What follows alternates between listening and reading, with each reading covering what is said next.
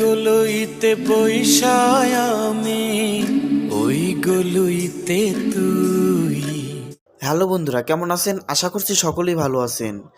দর্শক বন্ধুরা, সাকিব পূজার দ্বিতীয় গান তুই আমি দুই, এই গানটি ইতিমধ্যে প্রকাশ করা হয়ে গেছে। গানটি সত্যি কথা বলতেই অসাধারণ। গানটি যে এত পরিমাণে আমার কাছে ভালো লেগেছে যা ভাষায় প্রকাশ করা যাবে না।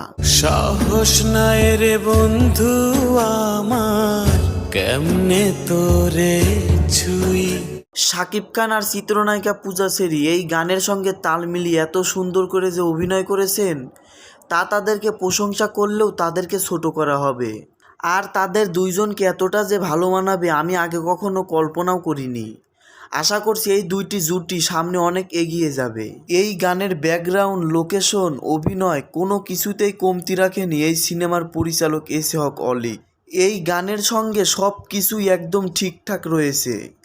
গানের যেখানে যেমনটা লেগেছে ঠিক তেমনটাই দিয়েছে পরিচালক এস এ হক অলিক।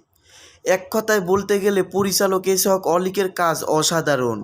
আর গানটি সত্যি কথা বলতেই আমার কাছে অসাধারণ লেগেছে। ভেতর কান্তে চাইয়া দেখ, কখনো আর হইমু না এক। এই গানটির সবাই প্রশংসা করছেন, সবাই বলছে এই গানটি একেবারে অসাধারণ হয়েছে। সুপারস্টার শাকিব খানের সাথে এবারের প্রথম জুটি চিত্রনায়িকা পূজা চেরি পুরাই ফাটিয়ে দিয়েছে। আর এই গানটি দর্শকের এতটাই যে ভালো লেগেছে যা এই গানটির কমেন্ট বক্সগুলো চেক করলেই বোঝা যায়। প্রত্যেকটা কমেন্টই এই গানের প্রশংসায় ভাসছে। আর তার ভিতরেও কিছু লোক আছে যারা বলছে এই গানটি বস্তা পচা গান, এই গানটি একদমই ভালো হয়নি, সাকিবের সাথে পূজাকে তেমন একটা মানায়নি। আসলে বন্ধুরা, ভালো লোকের ভিতর কিছুটা খারাপ লোকও থাকবে যা আমাদের এড়িয়ে চলতে হবে।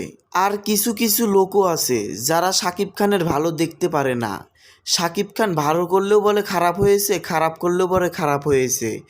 আসলে তাদের এটা স্বভাব হয়ে গেছে। যাই হোক দর্শক বন্ধুরা, এই গানটি আপনাদের কাছে কেমন লেগেছে অবশ্যই কমেন্টে জানিয়ে দিবেন। আমি অপেক্ষায় থাকবো আপনাদের মতামতের। আমার কাছে গানটি অসাধারণ। আপনাদের কাছে কেমন লেগেছে কমেন্ট বক্সে জানিয়ে দিবেন। ধন্যবাদ, সকলেই ভালো থাকবেন।